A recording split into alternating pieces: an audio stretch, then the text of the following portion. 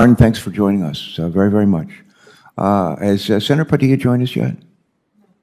No? All right. And I understand that Senator Lummis was in the queue. Cynthia, are you there?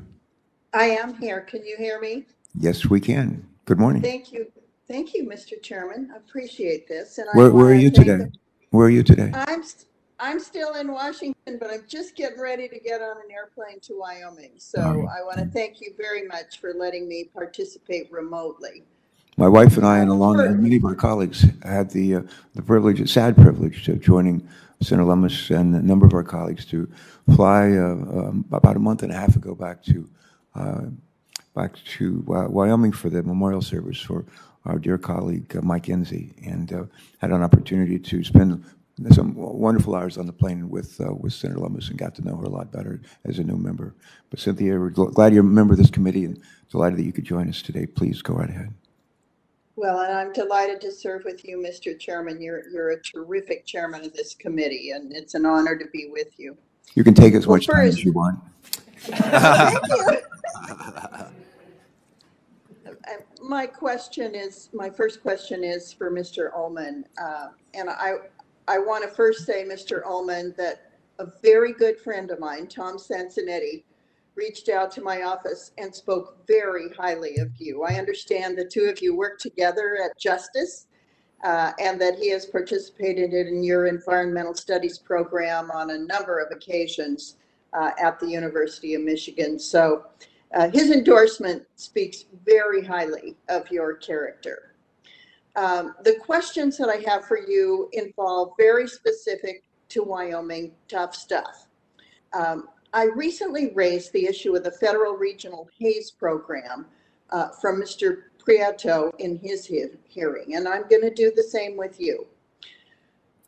For months, the Wyoming Governor's Office, Department of Environmental Quality, the Attorney General's Office, and the EPA worked hand in hand together on a plan for the Jim Bridger Power Plant site implementation plan that reduced emissions, improved visibility, and saved money and jobs.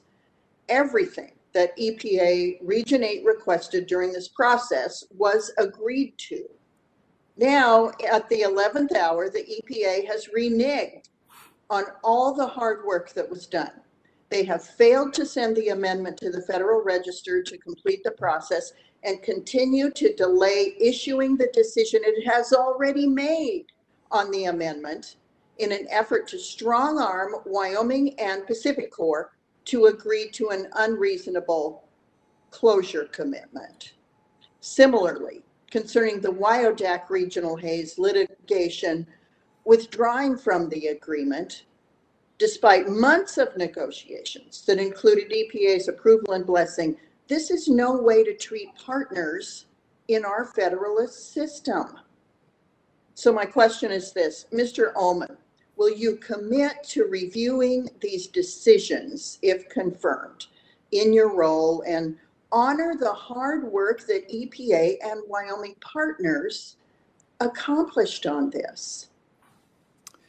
Well, thank you so much for the question, Senator Lummis, and if I might, thank you also for sharing with everybody the kind words from my friend Tom Sansonetti, who I had the privilege of serving under during the Bush administration, and who I have hosted at Michigan, including at a Michigan football game in the pouring rain, where we lost badly to Northwestern.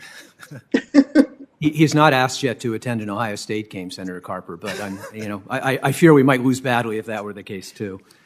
Of course, I'm not yet at the agency, Senator, so I'm not familiar with the regional haze initiative and the challenges that you're describing. I certainly believe, as I know you do, in the value of a strong federal-state partnership. So if I might, I would commit to you to, if I'm confirmed, I'd like to be able to have the opportunity to be briefed on this issue and then visit with you more about it.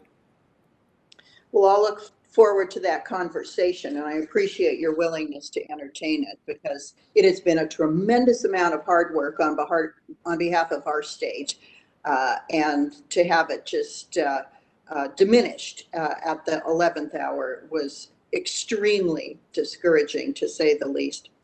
And this question is for Mr. Uhlmann and Mr. Carlton. The White House Environmental Justice Advisory Council recently released a series of recommendations stating that federal support for technologies like carbon capture, utilization, and storage should not be considered beneficial for environmental justice communities.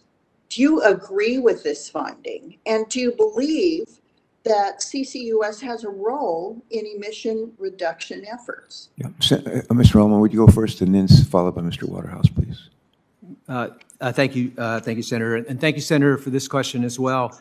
I would say, if I might, about environmental justice that we've made great progress in the United States addressing so many of our environmental challenges over the last 40 to 50 years, but that community, that progress rather, has left too many of our communities behind, both in urban areas and Senator, in rural communities in states like yours, and it's been a particular challenge for people of color and for socioeconomically disadvantaged communities. So I'm, again, not at the agency yet, haven't been briefed on the issues that you're raising, but I would just say that if confirmed, I want very much to do my part to help work with the states to make environmental justice a reality and ensure clean air and safe water for all Americans.